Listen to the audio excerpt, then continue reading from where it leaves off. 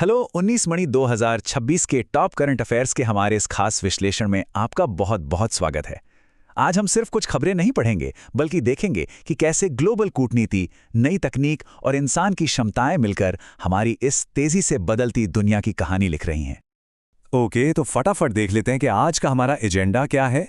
हम मेनली 4 चीज़ों पर बात करेंगे। पहला, ग्लोबल कूटनीति और लीडरशिप। दूसरा, टेक और इंफ्रास्ट्रक्चर के माइलस्टोन्स। तीसरा, मानवीय क्षमता की जीत। और आखिर में आज के दिन का खास महत्व। तो चलिए, बिना किसी देरी के अपने पहले टॉपिक यानी ग्लोबल कूटनीति और लीडरशिप से शुरुआत करते हैं। अब जरा इस कंपैरिजन पर गौर कीजिए। मई 2026 में प्रधानमंत्री नरेंद्र मोदी को यूरोप में 2 बहुत ही प्रतिष्ठित सम्मान दिए गए हैं। लेफ्ट साइड में आप स्वीडन का सर्वोच्च नागरिक सम्मान देख सकते हैं, जो उन्हें दोनों देशों के बीच संबंधों को मजबूत करने के लिए मिला है। और राइट साइड में नॉर्वे का सर्वोच्च अंतर्राष्ट्रीय पुरस्कार है। आपको बता दूं कि यह पीएम मोदी को मिला 32वां अंतर्राष्ट्रीय सर्वोच्च पुरस्कार बन गया है। ये दोनों ही अवार्ड्स ग्लोबल स्टेज पर भारत की लगातार मजबूत होती पोजीशन को बिल्कुल साफ-साफ दिखाते हैं। वहीं मिडल ईस्ट की तरफ रुख करें तो इराक में एक बड़ा पॉलिटिकल डेवलपमेंट हुआ है। अली फाले कादेम को इराक का नया प्रधानमंत्री नियुक्त किया गया है।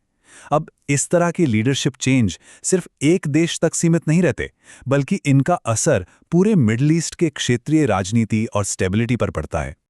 और इसी बीच आज का दिन एक जाने माने राजनेता और पब्लिक फिगर केपी उडिक्कुन को याद करने का भी है। 79 वर्ष की आयु में उनका निधन हो गया है। राजनीति और समाज सेवा में उनका एक लंबा योगदान रहा है। एक ऐसे अनुभवी लीडर का जाना यकीनन एक युग के अंत जैसा होता है। राइट। अब इंटरनेशनल बातों से थोड़ा आगे बढ़ते हैं और सीधा चलते हैं डोमेस्टिक मोर्चे पर, यानी टेक और इंफ्रास्ट्रक्चर माइलस्टोन्स की तरफ। अब ये टेबल देखिए, क्योंकि इसमें भारत के 3 बहुत बड़े और अहम अपडेट्स हैं। पहला, नई दिल्ली में नेशनल एआई डॉक्टर्स मिशन यानी NIADM लॉन्च कर दिया गया है। हेल्थ केयर में एआई का आना लिटरली एक बहुत बड़ा गेम चेंजर है। दूसरा, अगर एडमिनिस्ट्रेशन की बात करें तो सुरेश विजय को आधार से जुड़ी संस्था UIDAI का नया CEO बनाया गया है। और तीसरा, बिहार में देश का तीसरा NIFT-EM स्थापित होने जा रहा है, जो फूड टेक्नोलॉजी और मैनेजमेंट के लिए है। तो आप देख सकते हैं कि हेल्थ, एडमिनिस्ट्रेशन और एजुकेशन तीनों ही फील्ड्स में हम काफी तेजी से छलांग लगा रहे हैं। खैर, इंफ्रास्ट्रक्चर से थोड़ा हटकर अब बात करते हैं कुछ ऐसे अचीवमेंट्स की जो आपको सच में हैरान कर देंगे, यानी मानवीय क्षमता की जीत। स्क्रीन पर ये नंबर देखिए, 32। सुनने में तो शायद एक आम सा नंबर लगता है ना? लेकिन जरा सोचिए, नेपाल के कामिरीता शेरपा ने माउंट एवरेस्ट पर 1-2 बार नहीं बल्कि पूरे 32 बार चढ़ाई करके एक नया वर्ल्ड रिकॉर्ड बना दिया है। मतलब जिस चोटी पर एक बार पहुंचना लोगों का जिंदगी भर का सपना होता है, उसे 32 बार फतह करना इंसान की शारीरिक और मानसिक हिम्मत का एक ऐसा उदाहरण है जिस पर यकीन करना मुश्किल है। और जब बात फिजिकल एंड्योरेंस की हो रही है तो स्पोर्ट्स को कैसे भूल सकते हैं। गांधीनगर में हुए एशियन वेट लिफ्टिंग चैंपियनशिप 2026 में भारत ने कमाल कर दिया है और पूरे 10 मेडल अपने नाम किए हैं।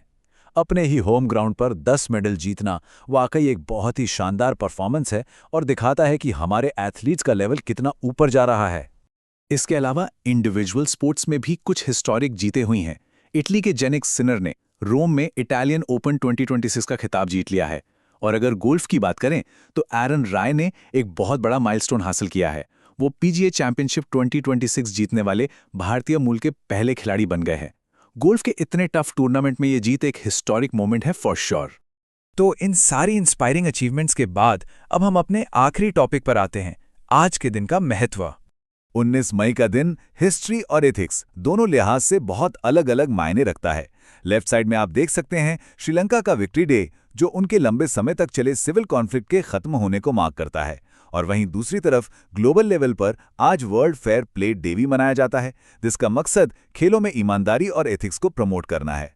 तो एक तरफ एक हिस्टोरिक वॉर का अंत है और दूसरी तरफ स्पोर्ट्समैनशिप का सेलिब्रेशन। तो आज के इस पूरे विश्लेषण को देखने के बाद एक बहुत ही दिलचस्प सवाल सामने आता है।